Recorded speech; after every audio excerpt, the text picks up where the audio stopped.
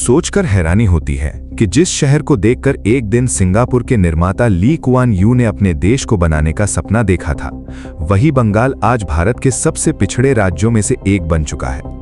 बंगाल की एक समय की पहचान थी नारी शक्ति के उत्थान से। भारत की पहली महिला डॉक्टर कादम्बिनी गांगुली हों या पहली महिला पायलट दुर्गा बनर्जी, ये सभी इसी बंगाल की बेटियां थीं। प्रीतिलता वाडेदार और कल्पना दत्त जैसी क्रांतिकारियों का साहस आज भी रोंगटे खड़े कर देता है। लेकिन आज जब राज्य की प्रशासनिक प्रमुख महिलाओं के रात में ड्यूटी करने या बाहर निकलने की तार्किकता पर सवाल उठाती हैं, तब मानो उस स्वर्णिम अतीत का ही उपहास किया जाता है। एक समय बंगाल शब्द सुनते ही आंखों के सामने रविंद्रनाथ, स्वामी विवेकानंद, सत्यजीत रे और नेताजी के चेहरे उभर आते थे। लेकिन आज बंगाल की पहचान बदल चुकी है। आज बंगाल का नाम आते ही खबरों की सुर्खियों में एसएससी घोटाला, बेरोजगारी की चीख, आरजी कर की विभीषिका या संदेश खाली की करुण पुकार सामने आती है। आंकड़े देखकर सिहरन होती है। पूरे देश में जहां 4 लाख लोग भीख मांगते हैं, उनमें से 1 लाख केवल पश्चिम बंगाल में है। बाल विवाह जैसी अभिशप्त प्रथा में राज्य का स्थान देश में दूसरा है। माध्यमिक से उच्च माध्यमिक तक शिक्षा व्यवस्था की रीढ़ आज टूट चुकी है। जिस कलकत्ता ने एक दिन देश की पहली अंडरग्राउंड मेट्रो और पहली ट्रैम लाइन देखी थी, आज वही पश्चिम बंगाल मानव विकास सूचकांक HTI में 28 राज्यों में 27वें स्थान पर पहुंच गया है। दशकों से चल रहे राजनीतिक शोषण ने इस राज्य को भीतर से पूरी तरह खोखला कर दिया है। 34 साल के वामपंथी शासन को हटाकर परिवर्तन की जो हवा बंगाल में आई थी, उसका असली रूप देखने के लिए ज्यादा इंतजार नहीं करना पड़ा। ममता बनर्जी सरकार की तानाशाही मानसिकता का पहला नग्न प्रदर्शन सत्ता में आने के केवल 1 साल बाद ही दिख गया। साल था 2012। जादवपुर विश्वविद्यालय के रसायन विज्ञान के प्रोफेसर अंबिकेश महापात्र ने व्हाट्सएप पर मुख्यमंत्री का एक व्यंग्य चित्र या कार्टून साझा किया था। इस मामूली काम के लिए 60 वर्षीय एक शिक्षक को न केवल रातों रात गिरफ्तार किया गया, बल्कि लाइव टेलीविजन पर उन्हें माओवादी का तमगा भी दे दिया गया। जिस छात्र समाज ने एक दिन इस सरकार का साथ दिया था, जब उन्होंने सवाल उठाया कि अभिव्यक्ति की स्वतंत्रता कहां गई, सीपीएम की गुंडागर्दी खत्म करने का वादा कहां गया, तब मुख्यमंत्री ने उन्हें भी सीपीएम का दलाल कहकर चिन्हित कर दिया। यहां तक कि जिन पत्रकारों ने इस पर सवाल उठाए, उन्हें भी अगले दिन जेल में डाल दिया गया। वामपंथियों को इसलिए जाना पड़ा क्योंकि वो लोगों की बात नहीं सुनते थे। लेकिन सत्ता में आने के बाद ये एक कार्टून कांड ही साबित कर गया कि वर्तमान सरकार भी किसी सवाल, किसी आलोचना को सहन करने को तैयार नहीं है। लेकिन ये कहानी केवल एक राजनेता की नहीं है, ये उस बंगाल के पतन की कहानी है जिसका अतीत इतना गौरवशाली था कि आज की ये जर्जर हालत देखकर आंखों में आंसू आ जाते हैं। इतिहास के इस निर्मम सच में और गहराई से जाने से पहले आपसे एक अनुरोध, हमारे चैनल को सब्सक्राइब करें, वीडियो को लाइक और शेयर करें। कमेंट में बताइए कि इस पतन को लेकर आपकी क्या राय है। 17वीं और 18वीं सदी में लौट कर देखें तो पता चलता है कि गंगा और ब्रह्मपुत्र की जलोढ़ मिट्टी पर बसा ये बंगाल पूरे विश्व के व्यापार का केंद्र था। एशिया से निर्यात होने वाले कच्चे रेशम का 80% यहीं बनता था। ढाका की मलमल और मुर्शिदाबाद के रेशम की प्रशंसा मार्को पोलो जैसे यात्रियों ने की थी। फ्रांसीसी यात्री फ्रांसवा बर्नियर ने तो साफ लिखा था कि 17वीं सदी का बंगाल मिस्र से भी अधिक समृद्ध था। ब्रिटिश अर्थशास्त्री एंगस मेडिसन की रिपोर्ट के अनुसार उस समय विश्व अर्थव्यवस्था ग्लोबल जीडीपी में अकेले बंगाल का योगदान 12% था। रोमन साम्राज्य से लेकर मिस्र की रानी क्लियोपेट्रा तक सभी के वस्त्रों में बंगाल की मलमल की शोभा होती थी। बंगाल की जहाज निर्माण तकनीक इतनी उन्नत थी कि ब्रिटिशर्स ने उसकी नकल कर अपनी नौसेना को मजबूत किया था। केवल धन में ही नहीं, ज्ञान में भी बंगाल विश्व विजेता था। 1817 में स्थापित हिंदू कॉलेज एशिया का पहला आधुनिक शिक्षण संस्थान था। 1857 में कलकत्ता विश्वविद्यालय ने पूरे एशिया को राह दिखाई। यहीं से देश को पहला MA और पहला PhD मिला। इसी बंगाल की धरती पर सत्येंद्र नाथ बोस ने आइंस्टाइन के साथ काम किया था, जिनके नाम से गॉड पार्टिकल या हिग्स बोसॉन जुड़ा हुआ है। जगदीश चंद्र बोस ने मार्कोनी से भी 2 साल पहले 1895 में रेडियो वेव ट्रांसमिट कर दुनिया को चौंका दिया था। सामाजिक सुधारों में राजा राम मोहन राय द्वारा सती प्रथा का उन्मूलन हो या ईश्वर चंद्र विद्यासागर द्वारा विधवा विवाह का प्रचलन, बंगाल हमेशा भारत से 100 साल आगे रहा। और इस समस्त प्रतिभा का चरम रूप थे सुभाष चंद्र बोस। 1920 में ब्रिटिशों की सबसे कठिन परीक्षा ICS में उन्होंने पूरे ब्रिटिश साम्राज्य में 4था स्थान प्राप्त किया। उनसे आगे केवल 3 अंग्रेज थे। इतनी बड़ी सफलता के बाद भी उन्होंने देश की स्वतंत्रता के लिए उस प्रतिष्ठित आईसीएस नौकरी को सहज ही ठुकरा दिया था। 1947 में जब भारत स्वतंत्र हुआ तब बंगाल देश का सबसे औद्योगिक राज्य था। पूरे भारत के कुल औद्योगिक उत्पादन का 27% अकेले बंगाल से आता था। टाटा स्टील, बाटा, आईटीसी, हिंदुस्तान मोटर्स देश की बड़ी बड़ी कंपनियों का मैन्युफैक्चरिंग हब यही बंगाल था। भारत का सबसे बड़ा बंदरगाह कोलकाता में था। हावड़ा को पूर्व का मैनचेस्टर कहा जाता था। 1951 में देश का पहला आईआईटी बंगाल की धरती पर ही स्थापित हुआ, आईआईटी खड़गपुर। 1960 तक बंगाल एक विकसित राज्य के रूप में सिर उछालकर खड़ा था। राष्ट्रीय जीडीपी में बंगाल का योगदान 10.5% था। लोगों की प्रति व्यक्ति आय राष्ट्रीय औसत से अधिक थी। कारखाने पूरी रफ्तार से चल रहे थे। पूरे देश के लिए बंगाल विकास का एक आइडियल मॉडल था। लेकिन फिर आया 1967। तब बंगाल में कांग्रेस की सत्ता थी। अचानक एक भयानक खाद्य संकट ने पूरे राज्य को हिलाकर रख दिया। चावल, गेहूं, हर चीज की कीमत आसमान छूने लगी। भूखे लोग सड़कों पर उतर आए। सरकार के खिलाफ भ्रष्टाचार के आरोप लगे। दूसरी ओर शरणार्थी समस्या भी विकराल रूप ले चुकी थी। इसी आक्रोश की आग में 1967 के चुनाव में बंगाल में पहली बार कांग्रेस हार गई। बना वामपंथियों और अन्य दलों का गठबंधन, युक्त फ्रंट। ये सरकार केवल 9 महीने चली। आपसी कलह में सरकार गिर गई और बंगाल में राष्ट्रपति शासन लागू हो गया। इसी राजनीतिक अस्थिरता के बीच कुछ ऐसी घटनाएं हुईं जिन्होंने पूरे देश को सिहराने पर मजबूर कर दिया। 1969 में प्रसिद्ध अभिनेता अशोक कुमार रविंद्र सरोवर स्टेडियम में एक कार्यक्रम में प्रस्तुति देने आए थे। दर्शकों से खचाखच भरे उस कार्यक्रम में अचानक कुछ दुष्कर्मी और राजनीतिक कैडर घुस आए। शुरू हुआ भयंकर तांडव और तोड़फोड़। महिलाओं पर बर्बर अत्याचार किए गए। अगले दिन झील के आसपास कई शव और महिलाओं की साड़ियां गहने पड़े मिले। और उस समय वामपंथी नेता ज्योति बसु की टिप्पणी के रूप में जो सुना गया वो था, ये बुर्जुआ वर्ग के खिलाफ सर्वहारा वर्ग का विद्रोह है। अराजकता यहीं नहीं रुकी। इसी दौर में राइटर्स बिल्डिंग, महाकरण के सामने देश के शीर्ष उद्योगपतियों में से एक आदित्य विक्रम बिड़ला की गाड़ी रोक दी गई। उन्हें गाड़ी से उतारकर अपमानित किया गया, कपड़े फाड़ दिए गए और लगभग अर्धनग्न अवस्था में सड़क पर चलाया गया। बेहद अपमानित इस उद्योगपति ने उसी दिन फ्लाइट पकड़कर बॉम्बे वापसी की और अपना पूरा निवेश बंगाल से वापस ले लिया। वो फिर कभी कोलकाता नहीं लौटे। अब जरा सोचिए, ऐसे राज्य में कौन उद्योगपति निवेश करना चाहेगा। 1977 में भारी बहुमत के साथ सीपीएम इमास्टी के नेतृत्व में वाम मोर्चा सरकार सत्ता में आई। मुख्यमंत्री बने ज्योति बसु और यहीं से बंगाल की अर्थव्यवस्था के ताबूत में आखिरी कील ठोकने का काम शुरू हुआ। सीपीएम के श्रमिक संगठन सीटू ने पूरे बंगाल में ऐसी संस्कृति बना दी जहां बात बात पर हड़ताल और लॉकआउट शुरू हो गया। कारखानों के मालिकों का घेराव शुरू हुआ। शारीरिक उत्पीड़न रोजमर्रा की घटना बन गया। 80 के दशक में बंगाल में हर साल औसतन 100 से अधिक हड़तालें होती थीं। हिंदुस्तान मोटर्स धूंकते धूंकते एक दिन बंद हो गई। बाटा ने अपना उत्पादन दूसरे राज्य में स्थानांतरित कर लिया। बर्न स्टैंडर्ड जैसी बड़ी बड़ी इंजीनियरिंग कंपनियां एक एक करके बंद हो गईं और वामपंथियों ने इस विनाश लीला को बेहद गर्व के साथ चलाया। उनका नारा था, कंप्यूटर नहीं चलेगा, अर्थात कंप्यूटर आने से लोगों की नौकरियां चली जाएंगी। 80 के दशक में जब पूरा भारत आईटी रेवोल्यूशन के लिए तैयार हो रहा था, तब बंगाल के वामपंथी बैंकों में कंप्यूटर लगाने का विरोध कर रहे थे। सुनकर हैरानी होगी, बेंगलुरु के भारत का आईटी हब बनने से पहले ये प्रस्ताव बंगाल के पास आया था, लेकिन तत्कालीन वाम सरकार ने उसे सीधे खारिज कर दिया।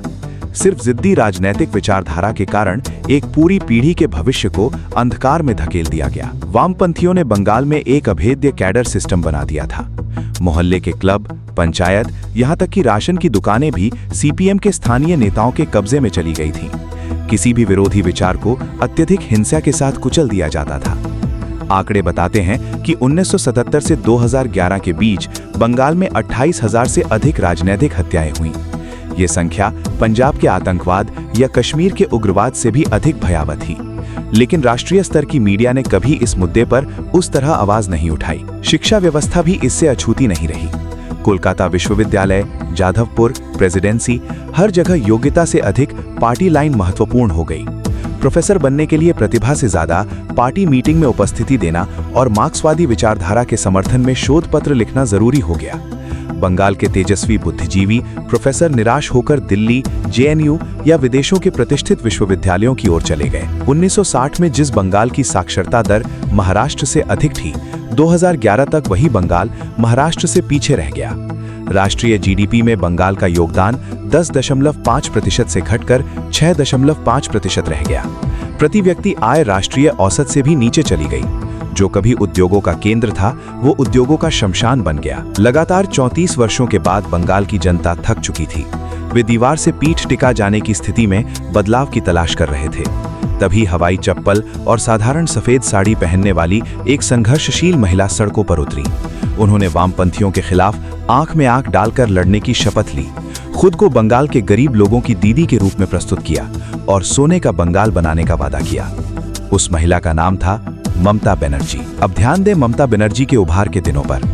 1990 का साल, हाजरा मोड़ पर आंदोलन के दौरान सीपीएम के एक नेता लालू आलम ने उनके सिर पर इतनी जोर से लाठी मारी कि वो खून से लथपथ हो गईं। उन्हें 1 महीने तक अस्पताल में संघर्ष करना पड़ा, फिर भी वो नहीं रुकी। 1993 में जब पुलिस ने उनके बाल पकड़कर उन्हें राइटर्स बिल्डिंग से घसीटते हुए बाहर निकाला, तब वो नरसिम्हा राव की केंद्रीय मंत्रिपरिषद में मंत्री थी। अपमानित ममता ने उसी दिन राइटर्स के सामने खड़े होकर शपथ ली थी, जिस दिन मुख्यमंत्री बनकर लौटूंगी उसी दिन इस राइटर्स में कदम रखूंगी। और बंगाल के वे थके और पीड़ित लोग पहली बार विश्वास करने लगे कि शायद यही इंसान उन्हें इस अंधे कुएं से बाहर निकाल सकता है। 1998 में उन्होंने कांग्रेस छोड़ दी। उन्हें लगा कि कांग्रेस दरअसल सीपीएम की साइलेंट पार्टनर है। जो पार्टी पर्दे के पीछे सीपीएम से समझौता करती हो, उसमें रहकर बंगाल की असली विपक्षी शक्ति बनना संभव नहीं था। इसीलिए तृणमूल कांग्रेस का जन्म हुआ। बाद में वो वाजपेयी की एनडीए सरकार में शामिल हुई और रेल मंत्री बनी। गठबंधन करना, फिर अलग होना, ये उनकी अपनी राजनीति थी, जिसने साबित किया कि वो किसी की अनुयायी नहीं है। फिर आया 2006। यही वो साल था जिसने ममता बनर्जी को बंगाल की सबसे बड़ी नेता के रूप में स्थापित किया। सीपीएम सरकार ने रतन टाटा को नैनो कारखाने के लिए सिंगूर में जमीन दी, लेकिन आरोप लगा कि किसानों से बिना चर्चा किए, उचित मुआवजा बिना जबरन उपजाऊ कृषि भूमि अधिग्रहित की जा रही है। जब किसान आक्रोशित हुए, तब ममता बनर्जी उनके साथ खड़ी हो गईं। उन्होंने लगातार 21 दिन तक अनशन किया। अंततः धारा 144 लगाकर उन्हें वहां से हटाया गया। सिंगूर की आग नंदीग्राम तक फैल गई। जब सीपीएम की हरमाद वाहिनी और पुलिस ने मिलकर नंदीग्राम के किसानों पर गोलियां चलाईं, वो एक भयावह दृश्य था। महिलाओं के साथ जो हुआ उसे शब्दों में बयान करना संभव नहीं। इस आंदोलन में 141 लोगों की जान चली गई। सिंगूर और नंदीग्राम दोनों जगहों पर ममता बनर्जी आंदोलन का चेहरा थी। उनके अनशन, पुलिस के साथ संघर्ष और जुझारूपन को देखकर उद्योगपति रतन टाटा समझ गए कि यहाँ कारखाना लगाना संभव नहीं है।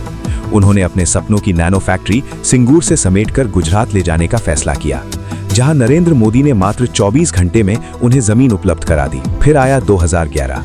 बंगाल में वो चमत्कार हुआ जिसकी कल्पना पिछले 34 वर्षों में किसी ने नहीं की थी। आखिरकार सीपीएम का लाल किला पतन हुआ। ममता बनर्जी ने बंगाल की मुख्यमंत्री के रूप में शपथ ली। पूरे बंगाल के लोगों को उस दिन विश्वास था कि अब सच में बदलाव आएगा। जो बंगाल कभी पूरे भारत का इंडस्ट्रियल पावर हाउस था, उसने सपना देखा कि वो फिर से अपना खोया गौरव प्राप्त करेगा। लेकिन जो हुआ वो कल्पना से भी परे था। जो कैडर 34 वर्षों तक गांव-गांव सीपीएम का लाल झंडा उठाते थे, जो वसूली करते थे, बूथ कब्जा करके फर्जी वोट डालते थे, वे रातों रात तृणमूल में शामिल हो गए, क्योंकि वो जानते थे कि अब सत्ता किसके हाथ में है और सत्ता के साथ रहना ही उनका पेशा था। ममता बनर्जी भी अच्छी तरह जानती थी कि वामपंथियों की इस विशाल कैडर सेना को खत्म करने का सबसे आसान तरीका है उन्हें अपनी पार्टी में शामिल कर लेना।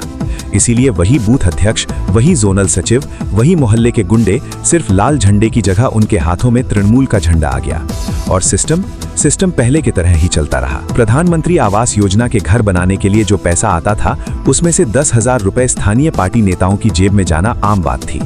मनरेगा में मजदूरों की मेहनत की कमाई से भी एक निश्चित हिस्सा काट लिया जाता था। यहाँ तक कि किसी की मृत्यु होने पर अंतिम संस्कार के लिए मिलने वाले 2,000 रुपए में से भी 200 रुपए बूथ अध्यक्ष मांग लेते थे। अगर कोई अपना घर बनाने का सपना देखता तो मोहल्ले के सिंडिकेट चलाने वाले लड़के से ही बालू, सीमेंट और ईंट खरीदनी पड़ती। कहीं और से सामान खरीदने का मतलब था अगले दिन घर की नींव तक तोड़ दी जाएगी। ये कोई अफवाहें नहीं थी, बल्कि बंगाल की कठोर वास्तविकता थी। इसके बाद आया शारदा चिटफंड घोटाला। बंगाल के लगभग 17 लाख आम लोगों की जमा पूंजी पल भर में गायब हो गई। सब कुछ खोकर 200 से अधिक लोगों ने आत्महत्या कर ली और कहा गया कि शारदा ग्रुप के मालिक सुदीप्तो सेन ने ममता बनर्जी की बनाई पेंटिंग्स लाखों रुपए में खरीदी थीं। इस अजीब संयोग का कोई स्पष्ट जवाब आज तक नहीं मिला। नारद स्टिंग ऑपरेशन में तृणमूल के 11 बड़े नेताओं, मंत्रियों और सांसदों को कैमरे के सामने बेहिचक पैसे लेते हुए देखा गया। सबसे बड़ा झटका एसएससी भर्ती घोटाले के दौरान लगा। देश के सबसे बड़े सरकारी नौकरी घोटालों में से एक में पाया गया कि ओएमआर शीट में हेरफेर करके योग्यता की अनदेखी करते हुए हजारों अयोग्य लोगों को नौकरी दी गई। तत्कालीन शिक्षा मंत्री और तृणमूल के बड़े नेता पार्थ चटर्जी गिरफ्तार हुए। ईडी की छापेमारी में उनकी करीबी अर्पिता मुखर्जी के फ्लैट से 50 करोड़ रुपए नकद और भारी मात्रा में सोना बरामद हुई। कोलकाता हाईकोर्ट ने एक झटके में 25,000 से अधिक शिक्षकों की नियुक्ति रद्द कर दी। वे छात्र छात्राएं जिन्होंने वर्षों तक खून पसीना बहाकर पढ़ाई की थी, उनकी जिंदगी बर्बाद हो गई।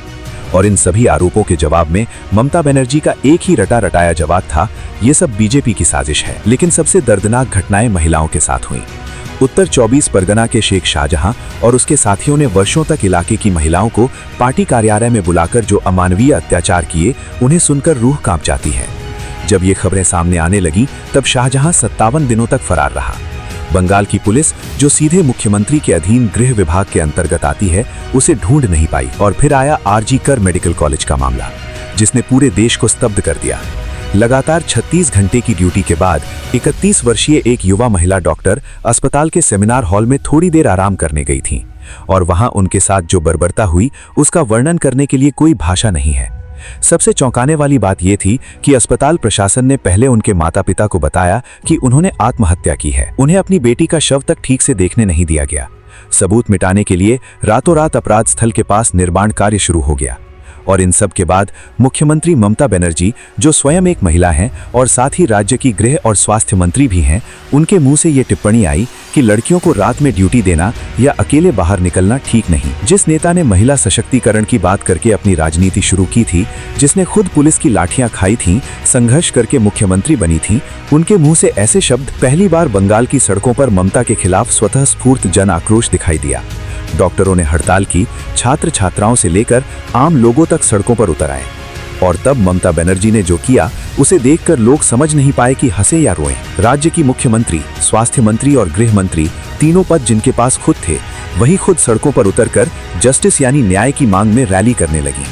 अपनी ही सरकार से न्याय मांगती उनकी ये रैली एक चरम विडंबना थी। हालांकि ममता बनर्जी ने कुछ ऐसे काम भी किए हैं जिन्हें नकारा नहीं जा सकता। उन्होंने 70 से अधिक जन कल्याणकारी योजनाएं शुरू की। कन्याश्री योजना के कारण लड़कियों के स्कूल छोड़ने की दर काफी कम हो गई। लक्ष्मी भंडार योजना के माध्यम से घर की महिलाओं के हाथ में हर महीने पैसे पहुंच रहे हैं। रूपश्री योजना के जरिए लड़कियों की शादी में सहायता दी जा रही है। और 2 रुपए किलो चावल ने बंगाल के लाखों गरीब लोगों का पेट भरा है। डायरेक्ट बेनिफिट ट्रांसफर या डीबीटी का ये मॉडल, जिसे बाद में लगभग सभी राजनीतिक दलों ने किसी न किसी रूप में अपनाया, उसके प्रमुख मार्गदर्शकों में ममता बनर्जी भी थी। लेकिन इन योजनाओं की सबसे बड़ी कमजोरी ये है कि ये केवल गरीबी को संभालती हैं, गरीबी मिटाती नहीं है। बंगाल का शिक्षित युवा आज काम की तलाश में दिल्ली, मुंबई या बेंगलुरु की ओर भाग रहा है, क्योंकि यहाँ न कोई बड़ा उद्योग है, न नई नौकरियां हैं, न कोई उज्जवल भविष्य दिखाई देता है। आज ममता बनर्जी ठीक उसी जगह आकर खड़ी हो गई हैं जिसके खिलाफ लड़ने के लिए वो कभी सड़कों पर उतरी थीं। जो बंगाल कभी पूरे भारत को रास्ता दिखाता था, वही बंगाल आज खुद अपना खोया रास्ता तलाश रहा है। वो अपने पुराने गौरव की वापसी का इंतजार कर रहा है। हमारी बस एक ही आशा है कि जो सम्मान और समृद्धि बंगाल का सदैव अधिकार रहा है, एक दिन बंगाल फिर से उसी स्थान पर लौटेगा।